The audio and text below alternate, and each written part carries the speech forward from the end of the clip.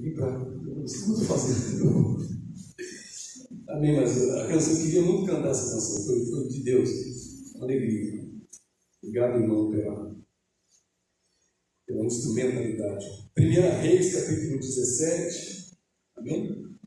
Versículo de número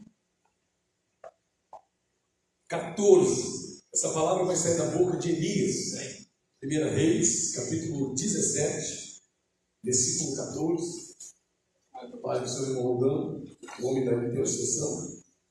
Diz assim: porque o Senhor, Deus de Israel, assim disse,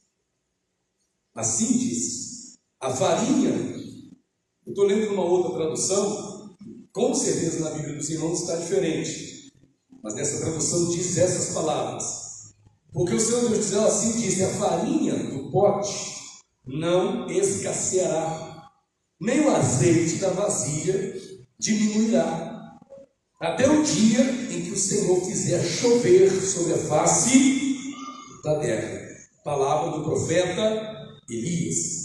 Só que agora, vamos lá em 2 Reis, no capítulo 7, e no versículo 1, um outro profeta vai profetizar uma palavra semelhante, só que em outro contexto, em outra situação.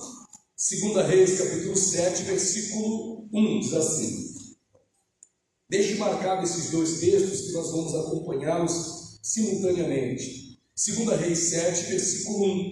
Disse então Eliseu: ouvi a palavra do Senhor. Assim diz o Senhor: amanhã, por estas horas, valerá uma medida de flor de farinha por 11 gramas, meio de prata, e 2 medidas de cevada pelo mesmo valor de Samaria. Eu gosto de uma tradução, provavelmente a sua, que diz que haverá, amanhã, a estas horas, haverá uma abundância, haverá uma mudança, haverá um produto, né, que será vendido por um preço muito barato. Algo que estava caro vai ser colocado à disposição das pessoas de forma mais barata. Enfim, tanto Elias quanto Eliseu estão profetizando o quê? Uma provisão de quem? De Deus. Tanto Elias quanto Eliseu estão profetizando, em outras palavras, que Deus proverá. Claro, com palavras diferentes, mas Elias disse para aquela viúva de Sarepta: Deus proverá na tua casa.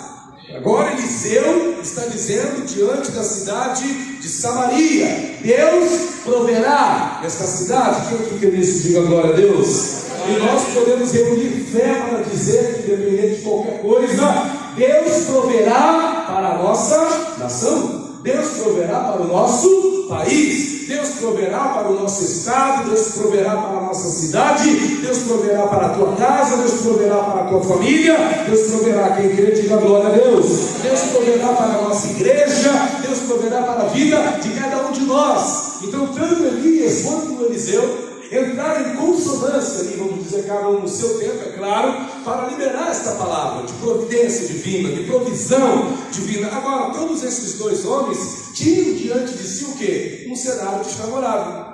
Tanto Elias quanto Eliseu, qual era o cenário? Em que circunstâncias esses homens abriram a boca para dizer que Deus iria prover na vida daquelas pessoas?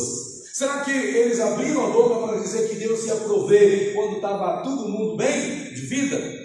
Será que quando esses homens começaram a abrir a boca para falar Deus proverá, estava todo mundo bem, estava todo mundo resolvido economicamente, familiarmente, socialmente, moralmente? Não! Tanto Elias quanto Eliseu vão profetizar que Deus iria prover num cenário totalmente antagônico, num cenário controverso. Vamos ver primeiro aqui no caso de Elias, qual era o cenário que Elias tinha diante dele? 1 Reis, capítulo de número 17, ele vai obedecer uma ordem de Deus, que vai dizer para ele: olha, levanta-te, vai-te a Sarepta de Sidom, que ali tem ordenado a uma mulher viúva que te sustente. Lá vai ter uma mulher viúva, uma mulher que não tem nem para ela, mas vai ter para você. Uma mulher que não tem condições de suprir nem ela mesma, nem a sua própria casa, mas ela vai te suprir. Uma mulher viúva. Olha, é uma mulher miserável, uma mulher pobre, uma mulher que não tem condição de nada. Mas eu ordenei, assim como Deus já estava ordenando corvos que traziam pão e carne de manhã e pão e carne à noite para Elias, Deus está dizendo agora que ele ordenou, que ele determinou que aquela mulher viúva iria sustentá-lo. E veja que quando se trata da providência divina, irmãos, Deus usa os meios mais inesperados. Quando Deus quer prover alguém, Ele faz isso da forma mais inesperada. Vejamos a pessoa mais humilde que possa ter aqui dentro dessa igreja nesta hora. Pode ser exatamente esta pessoa que vai ser o canal de uma grande provisão de Deus para a vida de alguém que aqui está entendendo. Diga glória a Deus. Talvez você possa se considerar uma pessoa humilde, talvez você possa se considerar uma pessoa sem condições, mas talvez seja exatamente você a pessoa que Deus vai usar para prover poderosamente na vida de alguém. Diga comigo assim: as minhas condições não me impedem de ser um provedor. Não te impede de ser um provedor. Então veja, aquela mulher, Deus falou, ó, vai lá que ela vai te sustentar. E Elias, que era obediente, foi, versículo 10. Então ele se levantou, foi a Sarepta, chegou lá, encontrou aquela mulher catando espigas, recolhendo lenha, para poder fazer uma fogueira e cozinhar alguma comida. Ele pede água para ela, só para resumir. Ela traz água para Elias e tal, mas Elias queria mais. Ele, além da água, ele queria comer alguma coisa, estava faminto. Precisava comer. Deus falou que aquela viúva iria sustentá-lo, então ele não retrocede, ele confia na palavra que havia saído da boca de Deus, e ele vai lá e fala: eu quero comer algo. Por favor, você tem alguma coisa para comer? Traz um bocado de pão aí para mim, hein? Traz um bolo pequeno para eu comer.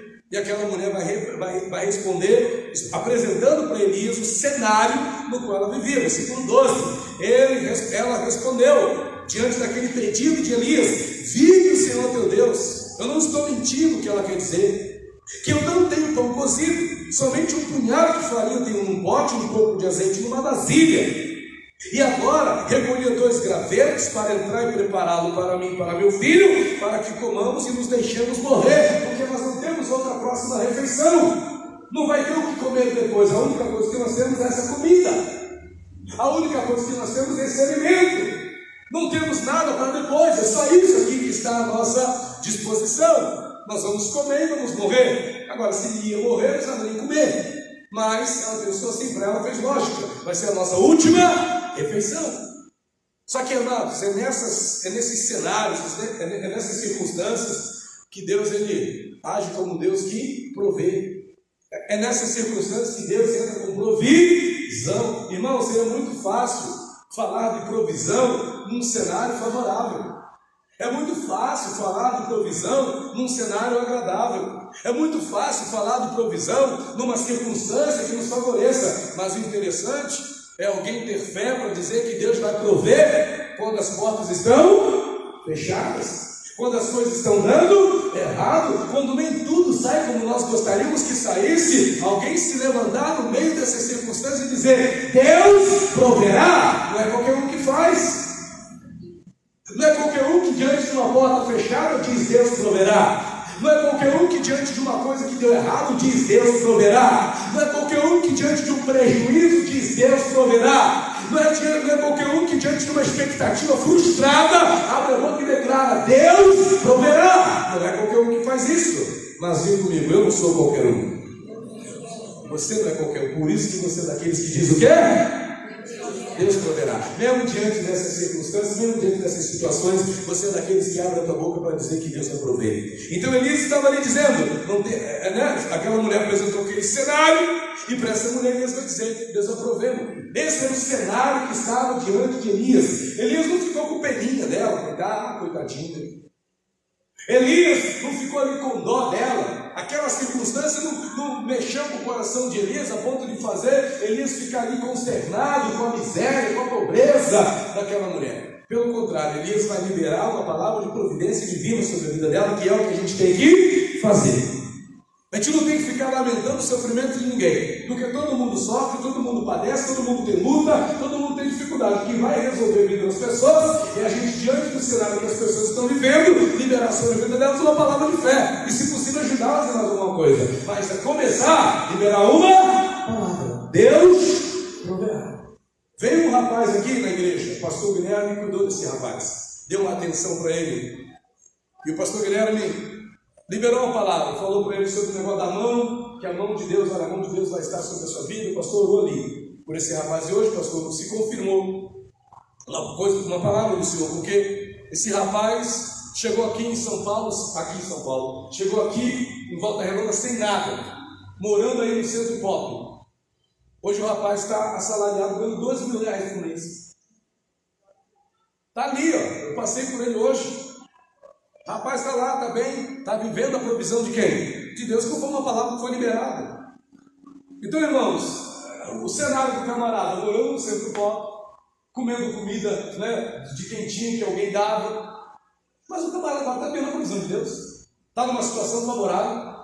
Quer dizer, mesmo que de fato não está firme, né? Como a gente gostaria, mas a mão de Deus está agindo na vida dele, conforme a palavra que o pastor liberou. Então Deus faz, irmãos. O que a gente precisa é ficar se condoendo das necessidades das pessoas, mas abre a tua boca e declara: Deus proverá para as tuas próprias necessidades, para a tua própria dificuldade, do cenário que você está vivendo hoje na tua vida. Abre a tua boca e declara: Deus proverá. É o que a gente tem que fazer, irmãos. Não é ficar lamentando, choramingando, reclamando, como muitas vezes a gente faz. Elias disse: Deus vai prover. Agora, qual era o cenário que Eliseu tinha diante dele? Vamos ver? Vá comigo lá, 2 Reis, capítulo de número 6. O cenário de Eliseu, vamos assim dizer, era um cenário mais complicado, né? Porque ele não envolvia só uma família, não envolvia só uma casa, só uma cidade, só uma viúva e seu filho. Aqui vai envolver uma cidade, mas não faz diferença. Tanto para mudar a situação de uma casa, quanto para mudar a situação de uma cidade ou de um país, a palavra de Deus tem poder. Quem crê nisso que há poder na palavra de Deus, para diga agora a Deus. As nossas palavras têm poder, irmãos. 2 Reis, capítulo 6, versículo 24, diz: depois disso, aconteceu que Ben-Hadad, rei da Síria, reuniu todo o seu exército e subiu e sitiou Samaria. Houve grande fome, grande miséria em Samaria, até que se vendeu a cabeça de um jumento, irmãos. Para que serve a cabeça de um jumento?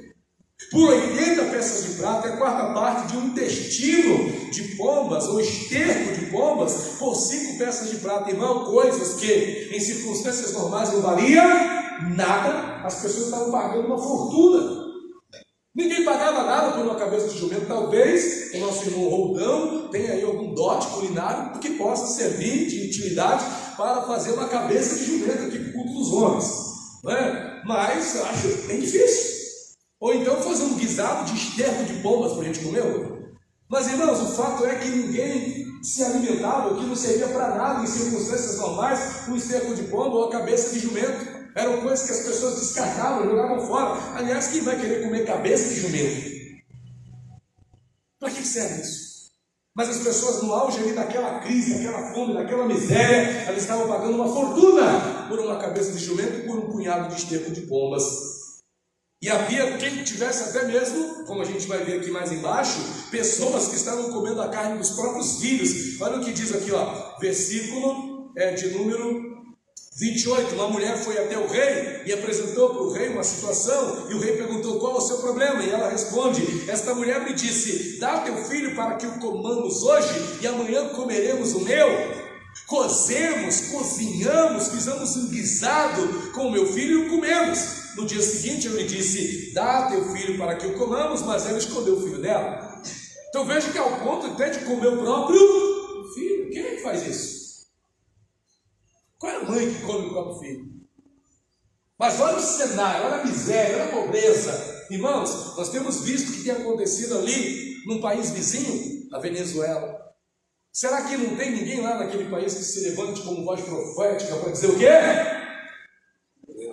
Deus proverá daquela nação, para o bem daquele povo, para o bem daquele povo, que não depende mais de políticos, né? Depende de um agir de Deus naquela situação ali, um milagre do céu. Mas veja, olha a miséria que se encontra naquele país, e não só a Venezuela, mas outras nações. Mas veja, as pessoas comem a carne dos próprios filhos, as pessoas comem comida do lixo, a pessoa está vivendo uma miséria, vivendo como a história do mundo.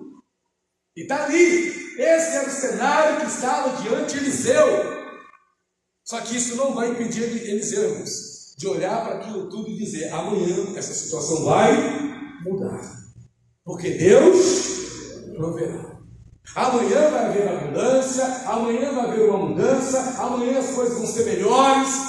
Diante daquele cenário, Eliseu não se acovardou, não ficou com medo, porque tinha mãe comendo a carne dos próprios filhos, porque tinha gente comendo cabeça de jumento e esterco de pomba. Não, ele não se intimida com aquele cenário. Deus não nos chamou para nos intimidar, mas com cenário nenhum. Fala para essa pessoa do céu assim: não se intimide.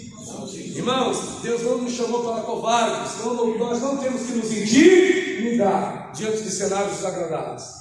Diante de cenários que a gente olha e fala: meu Deus, que é isso? Não se intimida, usa a tua fé. O meu justo viverá da fé. Foi o que Jesus ensinou. É o que a palavra de Deus nos mostra. O meu justo viverá da fé. Jesus, eu vou falar isso mais para frente, na outra quarta, na próxima. Mas a gente lembra de Jesus. Jesus não se intimidava diante de cenários onde as pessoas estavam com necessidades. Ele provia ali naquele ambiente. Eliseu e Elias estão profetizando: Deus vai mudar. Porém, irmãos, onde eu quero chegar? Nas atitudes que as pessoas têm em momentos como esses. Porque mesmo que haja alguém dizendo: Deus proverá, Deus proverá, Deus proverá, Deus proverá, como é que as pessoas agem? Será que todo mundo age dizendo glória a Deus? Será que todo mundo age realmente acreditando? Será que todo mundo age realmente crendo, tomando posse? Olha, Deus proverá na minha vida, Deus proverá na minha casa, neste cenário que eu estou vivendo, nesta situação que eu estou passando, Deus proverá. Será que todo mundo age respondendo com fé? Vou te provar que não. Apesar de Eliseu, veja que Eliseu estava numa condição espiritual, vamos assim dizer, como é que fala? Num nível maior até do que o de Elias.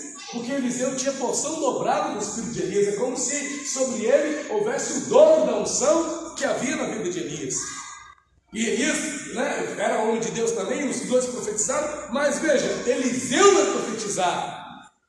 Só que se a gente for comparar a resposta, nós vamos ver que as pessoas vão responder de uma forma para um e de outra forma para outro. Eu pergunto: como é que você tem respondido as palavras de fé que têm sido semeadas sobre a sua vida? Como é que você responde? Tem gente que nem amém diz. Como é que você responde na sua mente? Como é que você responde no seu coração? Como é que você responde na sua alma quando alguém chega para você e diz: olha, Deus proverá? Quando alguém chega para você e diz: ó, Deus vai te abençoar. Quando alguém chega para você e diz: olha, vai dar tudo certo. Quando alguém chega para você e diz: olha, Deus vai abrir aquela porta. Olha, quando alguém chega para você e diz: ó, Deus vai entrar com providência nessa situação e vai resolver e vai dar tudo certo. Como é que você responde a estas palavras? Amém. Alguém diz amém. Mas veja como as pessoas vão responder aqui. Eliseu profetizou, Eliseu liberou aquela palavra. Vamos ver como as pessoas vão responder. Como elas respondem? Primeiramente, duvidando. Diga comigo: duvidando. Duvidando, questionando. 2 Reis, capítulo 7, aí mesmo onde você está, versículo 2, diz assim: Eliseu disse: Deus proverá. Olha o que alguém vai te responder. Versículo 2: um príncipe sobre cujo braço o rei se apoiava respondeu ao varão de Deus e disse: vede, o Senhor fará janelas aonde? No céu? O Senhor fará janelas. Em outras traduções diz: ainda que o Senhor fizesse janelas no céu, poder-se-ia fazer isso? Na minha tradução diz: veja, o Senhor fará janelas no céu? Está questionando. Será isso assim? Ele está duvidando? Ele está questionando? Irmãos, não é para duvidar nem para questionar, é para crer. Deus proverá. Mas como assim? Mas de que jeito, pastor Guilherme? Como Deus proverá? Não, olha a situação que o Brasil está. Olha a situação que o estado do Rio de Janeiro está. Olha quem ganhou as eleições. Olha só isso, olha só aquilo. A pessoa começa a criar um veio de questionamentos que não leva a lugar. Deus não está chamando a gente para duvidar. Deus não está chamando a gente para questionar. Deus está chamando a gente apenas para acreditar naquilo que está sendo liberado sobre a nossa vida. Quem está entendendo, diga glória a Deus. Deus vai fazer. Poder-se-ia, esse capitão em cuja mão o rei se encostava era burro, porque lá em Malaquias 3:10 diz que ele vai abrir o quê? O que ele está dizendo? Poder-se-ia fazer. Ele burrinho, coitadinho, não sabia de nada. O que ele está dizendo que Deus poderia fazer, na verdade, já está feito. Deus abrirá janelas do céu. Já tem janelas dos céus. Quem crê nisso, diga glória a Deus. E a nossa oração e a nossa atitude para que essas janelas estejam abertas sobre as nossas vidas. Mas ele está questionando, ele está duvidando. Mas calma aí, isso vai, como assim? Amanhã? Tão rápido assim? Calma aí, pastor, o senhor está dizendo que Deus proverá nesse final de ano, que esse final de ano vai ser uma bênção, que esse final de ano Deus vai mover, Deus vai prover, Deus vai dar respostas gloriosas, coisas grandes vão acontecer. Mas, isso. Irmãos, é palavra de Deus, e há poder na palavra de Deus. Quem que crê que há poder, diga glória a Deus. Há poder, irmãos. Há poder em abrir a boca e dizer que algo vai acontecer. Eu creio nisso, eu aprendi a crer nisso com a própria experiência, falando para pessoas. Deus proverá, Deus fará. Amanhã a coisa vai mudar, amanhã algo vai acontecer. Se o pastor Guilherme me permite, quando eu estava em Rio das Ostras, tinha uma irmã na igreja lá, que ela tinha um filho deficiente. Minha esposa sabe dessa história, não é mentira. E ela tinha um filho deficiente, ele tinha coordenação motora, ele não tinha coordenação, mas ele era todo molinho. O nome dele era Samuel, esse menino. Queria poder dizer que ele foi curado, mas não é esse o testemunho. Mas o que essa moça lutava? Ela lutava para receber o pecúlio do INSS, que lhe permitisse comprar um leite caríssimo que aquela criança tinha que tomar. E aquilo já dava já um tempão. E teve um dia que a gente pregou exatamente essa palavra, 2 Reis capítulo 7. Que no tempo certo Deus permite a gente pregar. E eu comecei a falar, amanhã. Tinha um negócio que estava lá no INSS. Ela estava já desde que o menino tinha 2 aninhos de idade, agora o menino estava com 6 anos. 4 anos se passaram e nada. 4 anos se passaram, aquela moça não vivia. Mas naquele dia que eu falava, amanhã Deus fará, amanhã Deus proverá, amanhã. Aquela mulher ouviu tanto amanhã, que a coisa ia acontecer, pastor. Na quinta-feira, na quarta ela foi no culto, na quinta-feira ela resolveu ir ao banco. E ela falou assim, bom, o pastor falou na igreja, vou lá ver esse negócio. Chegou lá no Banco Santander, não sei qual era o banco que ela recebia esse negócio, mas ela chegou no banco e estava lá. O recurso estava sendo depositado já, parece que há 8 meses. Sei que tinha lá um negócio lá de R$9.000 acumulado lá na conta dela. Irmãos, aquela mulher veio na sexta-feira contar testemunho. Pastor, olha, Deus fez. Irmãos, Deus faz. Então o que a gente não pode é duvidar, questionar. Como Deus fará, não importa. Deus proverá. Deus proverá. Se não duvidarmos. Então muita gente faz o quê? Duvida. Segunda coisa que as pessoas fazem, desconfiam. Vai querer alguma coisa. 2 Reis capítulo 7, versículo 12. Quando a esmola como é que é? Quando a esmola é grande, o santo desconfia. Tem gente que é assim, né? Desconfiar, não desconfia de nada, não, irmãos. Deus quer te abençoar, só isso. Deus quer fazer algo na tua vida, só isso. 2 Reis, capítulo 7. Algo aconteceu, o mover de Deus já estava agindo, Deus já estava operando. E aí vão até a cidade, dizem algo que já estava acontecendo. Quando o rei ouve, o rei daquela cidade de Samaria, que estava ali em miséria, quando o rei ouve aquilo que estava acontecendo ali naquela cidade, onde as pessoas estavam comendo a carne dos próprios filhos, aquele rei, ao invés de saltar de alegria, aquele rei, ao invés de ficar feliz da vida e começar a comemorar e celebrar, ele fica desconfiado. Versículo 12, vamos ler? Levantou-se então o rei de noite e disse a seus servos: olha como tem gente que é sabichona, e não sabe de nada. Eu vos declararei o que nos fizeram os sírios. Eu vou te dizer antes, olha aqui para mim. Os sírios foram embora, deixaram o arraial deles abandonado, e tinha tudo que eles desceram, se estavam ali no arraial deles. Eles foram embora, deixaram tudo para trás, cavalos e tudo, os mantimentos, tudo. Foram embora, deixaram tudo para trás, porque eles haviam ouvido um estrondo, um moído, um mover de Deus. Porque quando Deus quer abençoar seu povo, Ele move os céus e a terra. E Deus moveu os céus e a terra naquele dia, os filhos ficaram com medo e foram embora, deixaram tudo para trás. E alguém veio dizendo: olha, o arraial dos sírios está abandonado, tem cavalo, tem comida, tem ouro, tem roupa, tem tudo lá, tudo que a gente necessita. Vamos lá, toma posse. Deus proveu. A notícia aqui não era nem Deus proverá. A notícia aqui era o quê? Deus proveu. Vamos lá, Deus já proveu. A bênção já veio, o milagre já aconteceu. Vamos lá, porque a gente tem que só tomar posse, a bênção já foi liberada. Só que olha só o que diz o versículo de número 12. Levantou-se o rei de noite e disse a seus servos: eu vos declararei o que nos fizeram os filhos. Eles sabem que temos fome, que estamos nesta crise, nessa dificuldade. E saíram das tendas e se esconderam no campo, dizendo: quando saírem da cidade, nós os pegaremos vivos e entraremos na cidade. É isso que aconteceu. Desconfiado, criando uma coisa irreal. O que era naquilo? Aquilo tudo que tinha acontecido o quê? Era provisão. Mas o que ele está dizendo que era? Cilada. Fala para essa pessoa do seu lado assim: não é cilada, é provisão. Só que tem gente que está tão acostumada a sofrer que quando a bênção vem, ela fica meio assim. A pessoa está tão acostumada, né, com padecer, com tomar pancada e não ver as coisas acontecendo na vida, que quando algo bom acontece, ela fica desconfiada. Será que é isso mesmo? Será que é bênção de Deus mesmo? Será que é milagre de Deus? Calma aí, vamos ver isso direito. Ficou desconfiado o rei, não acreditou. Então tem gente que age assim, desconfia. Será?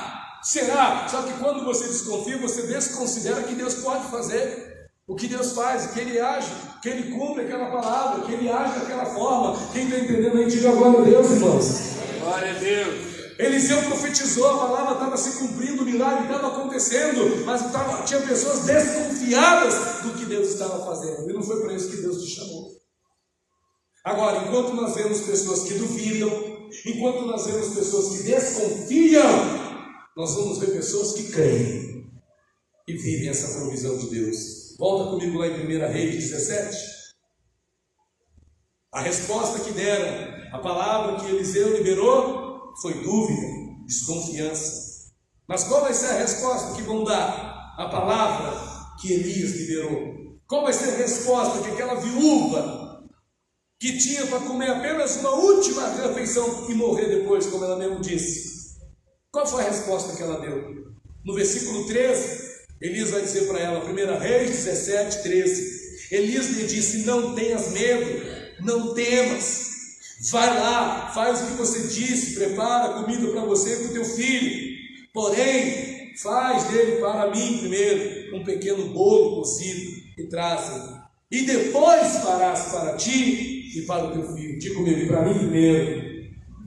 Olha, irmãos, eu sou suspeito para falar, se eu posso assim dizer, mas eu acredito nisso aqui. Eu estava conversando hoje com um rapaz, eu falava com ele: irmãos, faz para Deus o que Deus faz para você.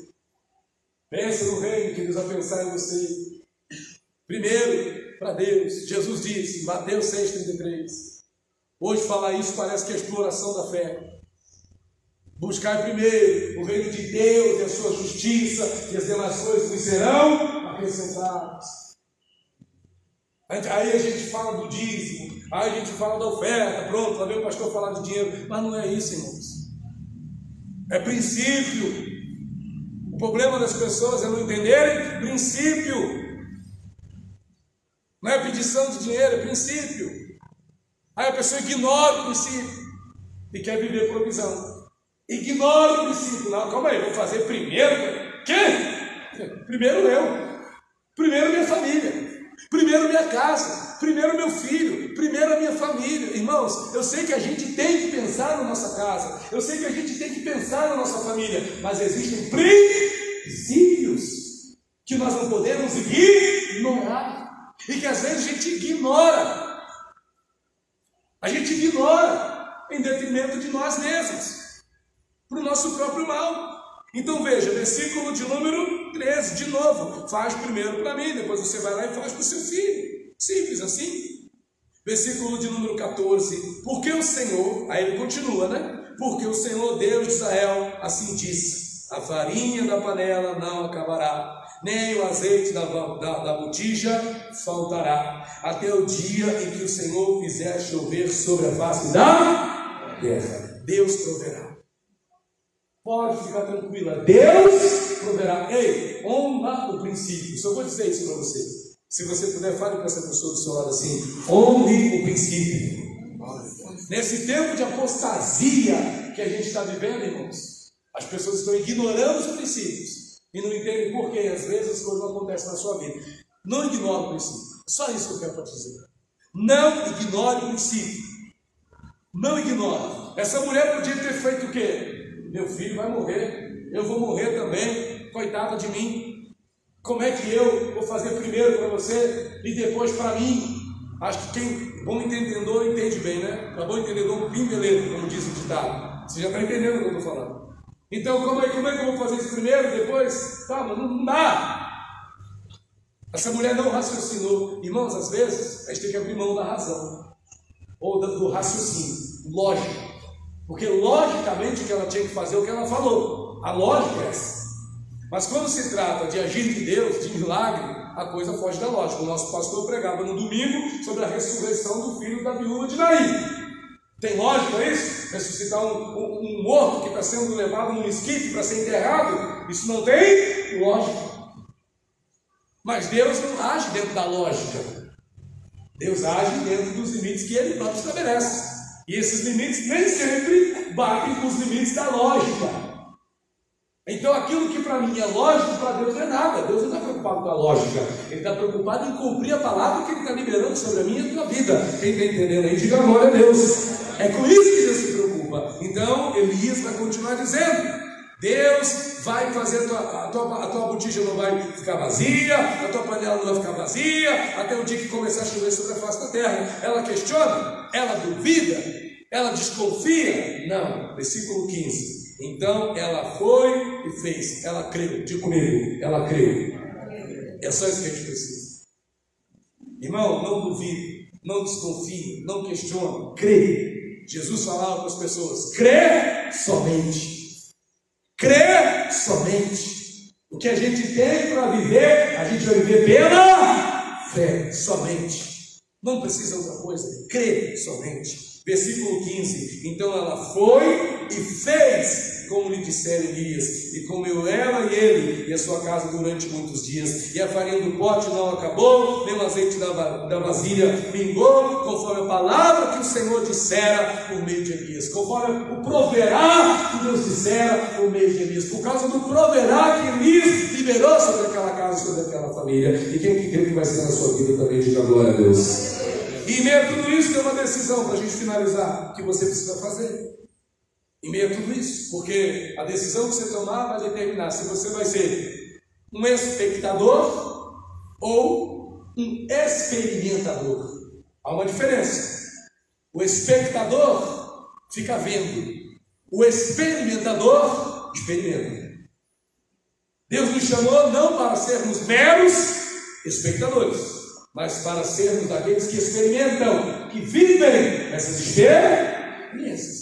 Olha o que Eliseu vai falar para aquele camarada que duvidou. Vamos voltar lá em 2 Reis 7, eu finalizo aqui. 2 Reis 7, versículo 2. Olha só o que ele vai falar. Não é isso que eu quero para você, nem o que eu quero para mim.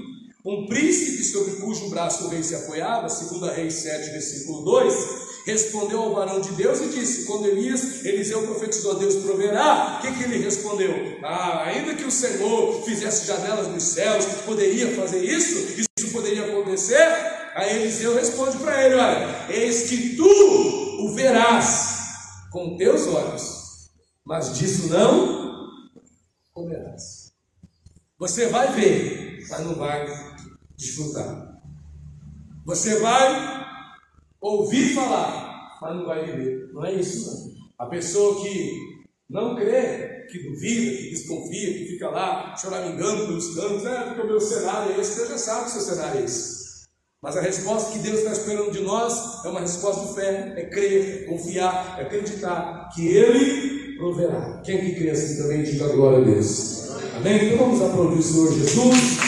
Que Deus abençoe a vida dos irmãos. Essa palavra que eu quero deixar para os irmãos em nome de Jesus. Vamos orar? Se coloque de pé no seu lugar em nome de Jesus, irmãos.